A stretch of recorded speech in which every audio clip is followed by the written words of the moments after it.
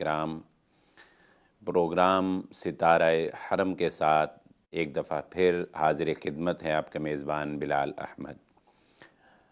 انسان ہمیشہ اس وقت تک گمراہی کی دلدل میں پھنسا رہتا ہے، اندھیروں کے اندر گم رہتا ہے، کبھی بھی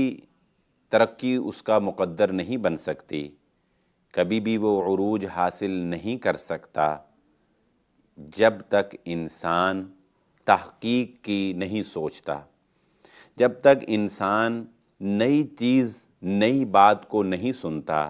اس کی جستجو میں نہیں اپنے آپ کو لگاتا، تب تک انسان کا دائرہ کار آباء و اجداد کی سنی ہوئی باتیں، وہی پرانے عقائد، وہی پرانے نظریات، ان سے انسان نکل سکتا ہی نہیں ہے، بلکہ انسان کے اوپر ایک خوف سا طاری ہو جاتا ہے کہ اگر اس نے اپنے آباء و اجداد کے عقائد و نظریات کو چھوڑا، یا ایک لائف سٹائل جس طریقہ کار سے اس کے آباء و اجداد نے اس کو سکھایا، اگر اس سے بدل کر اس نے مزید کچھ اور لائف سٹائل اپنانے کی کوشش کی تو کہیں وہ تباہی کا شکار نہ ہو جائے، کہیں اس کے اوپر کوئی آفت نہ آ جائے، کہیں وہ نقصان میں نہ چلا جائے۔ لیکن تاریخ گواہ ہے، ہمیشہ انہی لوگوں نے اپنی منزل کو پایا، انہی لوگوں نے معاشرے کو کچھ دیا، معاشرے کو کچھ نیا دیا، معاشرے کو کوئی عروج دیا، معاشرے کو کوئی ترقی دی، کوئی نئی سہولت دی، کوئی نئی چیز دی، کوئی نئی ایجاد، کوئی نئی دریافت دی، جنہوں نے اس جمود کو توڑا۔ جمود انسانی شخصیت کے لیے تباہ کن ہے۔ جمود انسان جب توڑتا ہے اور نئی راہیں تلاش کرتا ہے تو پھر ہم جانتے ہیں کہ وہ پہاڑوں میں بھی راستے بنا لیتا ہے، وہ دریاؤں کو چیرتا ہوا پار نکل جاتا ہے، اور وہ فضاؤں کو پار کر کے ستاروں پر جو ہے وہ کمند ڈالتا ہے۔ یہ انسان اس وقت کر پاتا ہے جب وہ نئی راہوں کا متلاشی بن کر اپنے جمود اور اپنے سابقہ روش کو پاش کر دیتا ہے۔ ایسے ہی ایک شخص کا آج واقعہ ہم آپ کے گوش گزار کریں گے، جس نے اپنے آباء و اجداد کے عقائد و نظریات کو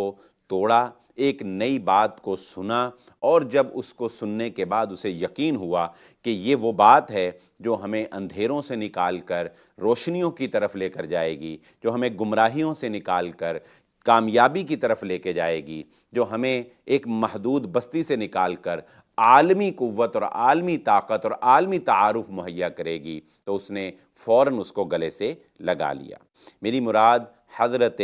طفیل بن عمرو دوسی رضی اللہ تعالی عنہ ہیں۔ یہ قابل قدر صحابی ہیں۔ ان کے ایمان لانے کا واقعہ کچھ یوں ہے کہ یہ دوس قبیلہ کے سردار ہیں۔ جب یہ اپنے سفر پر مکہ تشریف لائے تو مکہ کے سرداروں نے بڑی گرم جوشی سے ان کا استقبال کیا، اور بڑا ویلکم کیا، بڑا خوش آمدید کہا، اور بڑی آؤبگد کی۔ اور اس کے ساتھ ساتھ چونکہ مکہ میں محمد الرسول اللہ صلی اللہ علیہ وآلہ وسلم اپنی دعوت کا، دین حق کا، دین اسلام کا آغاز کر چکے تھے، اور آپ صلی اللہ علیہ وآلہ وسلم لوگوں کو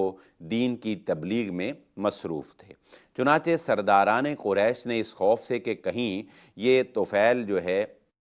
رضی اللہ تعالیٰ عنہ یہ نبی صلی اللہ علیہ وسلم کی باتوں مان نہ لے، سن کر انہوں نے پہلے ہی سے ان کو روکنا شروع کر دیا، اور ان کو خود ہی یہ کہا کہ یہاں پر ہمارے ایک محمد نامی جو ہے صلی اللہ علیہ وسلم شخص ہے، اس نے اپنا دین بدل لیا ہے، وہ صابی ہو گیا، یعنی بے دین ہو گیا۔ بے دین سے مراد ان کی یعنی اپنے آباء و اجداد کے دین کو اس نے چھوڑ دیا ہے، اور وہ بہکی باتیں کرتا ہے، اور وہ جو ہے وہ جادو کرتا ہے، اور جو اس کی بات سنتا ہے اس کے جادو میں آ جاتا ہے۔ تو حضرت طفیل بن عمرو کہتے ہیں کہ مجھے انہوں نے اتنا ڈرا دیا کہ میں نے سوچا کہ پتہ نہیں وہ انسان کیا ہے جو مجھے اتنا بہکا دے گا۔ تو وہ کہتے ہیں کہ میں نے اپنے کانوں میں روئی داخل کر لی، اور یہ عزم کر لیا کہ میں کبھی بھی اس بندے کی بات کو نہیں سنوں گا۔ کہتے ہیں کہ پھر میں بیت اللہ میں بتوں سے جو بھی ان کی برکات وہ حاصل کرتے تھے، وہ برکات حاصل کرنے کے لیے جب میں بیت اللہ گیا تو میں نے وہاں دیکھا کہ ایک شخص ہمارے طریقے سے ہٹ کر ایک نئے طریقے سے عبادت میں مشغول ہے، اس کا طریقہ عبادت اتنا جاذب نظر تھا کہ وہ مجھے اپنی طرف کھینچتا چلا گیا، وہ اتنا پرکشش تھا کہ میں اس کے قریب ہوتا چلا گیا۔ کہتے ہیں کہ جب میں اس کے قریب ہوا تو باوجود کانوں میں روئی کے آپ محمد صلی اللہ علیہ وآلہ وسلم جو اس وقت عبادت میں مشغول تھے اور قرآن کی تلاوت فرما رہے تھے، ان کے قرآن کے چند الفاظ جو ہیں وہ میرے کانوں سے ٹکرائے۔ تو حضرت طفیل بن عمرو کہتے ہیں کہ مجھے یہ احساس پیدا ہوا کہ ایسی کون سی بات ہے، آخر میں ایک رئیس آدمی ہوں، سردار آدمی ہوں، طاقتور انسان ہوں، اور اوپر سے شاعری بھی سمجھتا ہوں، اور میں کلام کو سمجھنے والا انسان ہوں، اس کے پاس ایسا کون سا منتر ہے کہ جو میں سمجھ نہیں سکوں گا اور یہ مجھے جو ہے وہ ہیپناٹائز کر لے گا؟ نہیں، انہوں نے کہا کہ میں نے یہ عزم کیا کہ مجھے اس کی بات سننی چاہیے،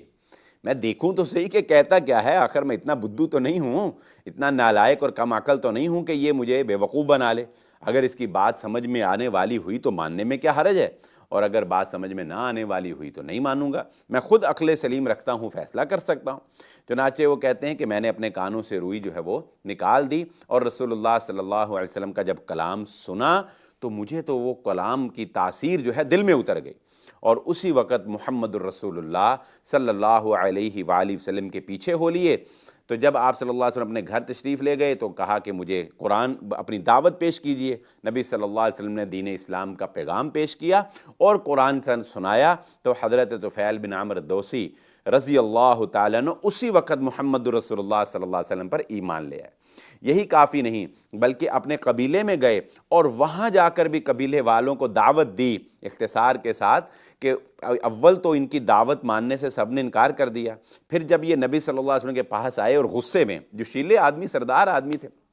کہنے لگے نبی صلی اللہ علیہ وسلم دوست والوں کی ہلاکت کی دعا کریں، وہ تو میری بات ہی نہیں مانتے، انہیں تو سمجھ ہی نہیں آتی اتنا بہترین پیغام اور حق کا پیغام۔ تو نبی صلی اللہ علیہ وسلم نے جب ایسے ہاتھ اٹھائے نا تو کہتے ہیں کہ میں سوچنے لگا کہ اب تو دوست والے گئے، فلاں مارا گیا، فلاں مارا گیا، تو پھر نبی صلی اللہ علیہ وسلم جو رحمت للعالمین تھے وہ بھلا بد دعا کیسے کر سکتے تھے؟ نبی صلی اللہ علیہ وآلہ وسلم نے دوس قبیلے کی ہدایت کی دعا کی، تو پھر اللہ رب العزت کی رحمت سے ایک شخص حضرت طفیل بن عمرو کی وجہ سے جب یہ دوبارہ اپنے قبیلے میں گئے تو پورا دوس قبیلہ جو ہے وہ مسلمان ہو گیا۔ یعنی ایک شخص کی وجہ سے جس نے جمود کو توڑا، جس نے یہ بات اپنے اس دائرہ کار کو توڑا، اپنے ان عقائد و نظریات کو توڑا جو سال ہا سال سے آباء و اجداد اپنائے ہوئے تھے، تو ایک شخص کی وجہ سے پورا قبیلہ جو ہے وہ راہ ہدایت پا گیا۔ تو ہمیں بھی اپنے اس جمود کو توڑنا ہے، حق بات جہاں سے ملے اس کو سننا ہے اور اس کو اپنانا ہے، تبھی ہم منزل مقصود کو